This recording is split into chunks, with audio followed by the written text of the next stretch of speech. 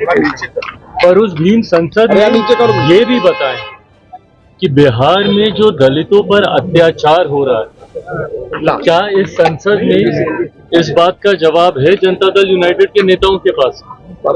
आए दिन जो दलितों की हत्याएं हो रही हैं, चुन चुनकर दलित युवकों को, दलित बच्चियों के साथ बलात्कार हो रहा है, गला रेत कर उनकी हत्या की जा रही है। नमस्कार, आप देख रहे हैं जनता मीटर। मैं हूं सुधेंदु रमन। देखिए, जिस तरह से आज लोजपा रामविलास के राष्ट्रीय अध्यक्ष चिराग पासवान आज एयरपोर्ट पहुंचते हैं और एयरपोर्ट पहुंचने पर जब पत्रकारों के द्वारा ये पूछा गया कि भीम संसद जो कार्यक्रम चलाया जा रहा है जदयू के द्वारा, तो उन्होंने साफ तौर पर कहा है कि दलित के सबसे बड़े विरोधी के रूप में नीतीश कुमार जाने जाते हैं। आखिर 19 वर्ष से जब ये मुख्यमंत्री हैं तो दलितों के उत्थान के लिए उन्होंने आखिर अभी तक कुछ नहीं किया है। साथ ही साथ जो पूर्व मुख्यमंत्री जीतन राम मांझी हैं, उनको सदन में जिस तरह से अपमानित किया गया, दलित के बड़े नेता माने जाते हैं जीतन राम मांझी, और उनको अपमानित करके उन्होंने अपना चेहरा जो है उजागर कर दिया। पहले सुनिए कि क्या कह रहे हैं चिराग पासवान। संसद कर रही है, दलितों के वोट बैंक पर अब ऐसे रखिए ना भैया, ऊपर क्या कर रहे हैं? संसद करें, नीचे रखिए, अच्छी बात है, पर उस भीम संसद में ये भी बताएं कि बिहार में जो दलितों पर अत्याचार हो रहा है, क्या इस संसद में इस बात का जवाब है जनता दल यूनाइटेड के नेताओं के पास? आए दिन जो दलितों की हत्याएं हो रही हैं, चुन चुनकर दलित युवकों को, दलित बच्चियों के साथ बलात्कार हो रहा है, गला रेत कर उनकी हत्या की जा रही है। चौकीदार व्यवसाय से जुड़े हुए दलित समाज के लोग, उनकी हत्याएं की जा रही हैं। तो जब आप दलित संसद करते हैं, भीम संसद जब आप आयोजित कर रहे हैं, क्या इन बातों का जवाब है जनता दल यूनाइटेड के नेताओं के पास? जब आप प्रमोशन में रिजर्वेशन रोक देते हैं, बाकी सारे वर्गों का प्रमोशन आप करते हैं, पर आप दलित समाज से आने वाले लोगों का जब आप रिजर्वेशन, प्रमोशन में रिजर्वेशन को रोक देते हैं, क्या इसका जवाब है? भीम संसद सिर्फ दिखाने के लिए, और हकीकत में पिछले 18-19 साल से जब से मुख्यमंत्री नीतीश कुमार जी की सरकार है, कौन नहीं जानता भैया, दलित विरोधी सोच मुख्यमंत्री नीतीश कुमार जी की रही। जिस तरीके की भाषा का इस्तेमाल मुख्यमंत्री जी ने, पूर्व मुख्यमंत्री जो कि पुनः दलित समाज से ही आते, उनके बारे में बिहार की विधानसभा में उन्होंने करने का काम किया, ऐसे में आप संसद करेंगे, ऐसे में आप दिखावा करेंगे कि आप दलित हितैषी हैं, आप दिखावा करेंगे कि अनुसूचित जाति जनजाति वर्ग से आने वाले लोगों की सबसे ज्यादा चिंता आपको। भाई आप ही है ना जिन्होंने अनुसूचित जाति समाज में बंटवारा करने का काम किया था, दलित को महादलित करने का काम किया था, और बड़े बड़े वादे करने का काम किया था कि 3 डेसिमल जमीन देंगे तो फलाना ढिमकाना। क्या हुआ? पिछले चुनाव से पहले इन्होंने ही घोषणा की थी कि अगर दलित समाज से, परिवार से आने वाले किसी भी व्यक्ति की अगर हत्या होती है तो उसे सरकारी नौकरी दी जाएगी।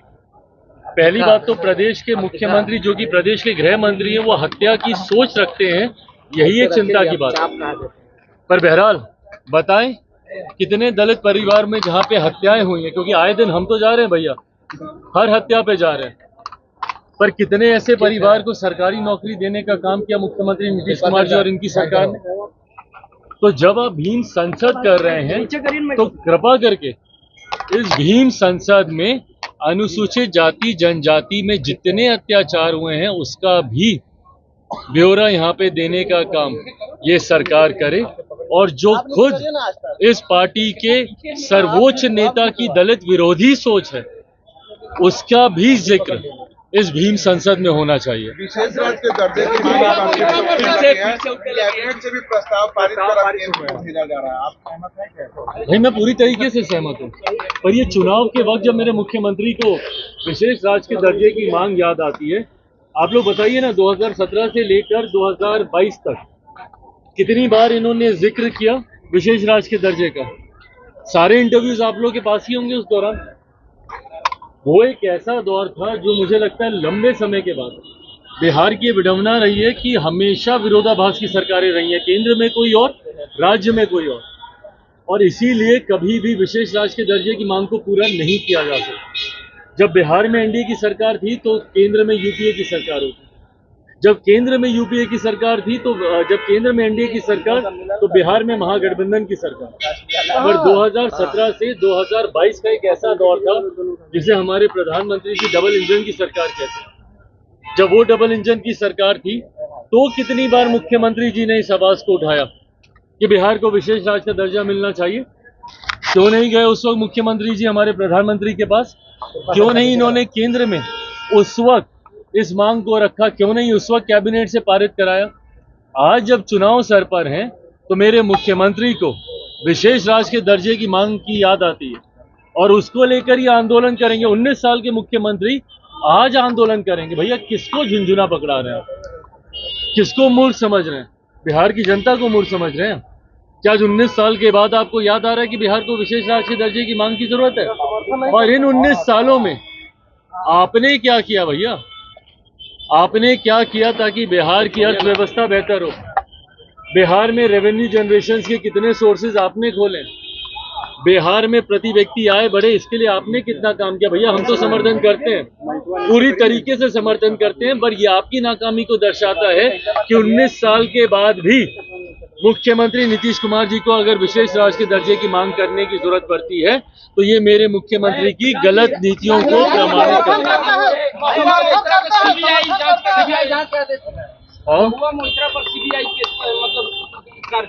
भाई अब जिस तरीके से तथ्य सामने आए हैं और जिस तरीके से कमेटी के सामने बातों को रखा गया है, उनके तमाम पासवर्ड्स, लॉगिन आईडी, संसद को लेकर इन तमाम चीजों में कहीं ना कहीं ये बात तो प्रमाणित हुई है ना कि मिसयूज तो हुआ है।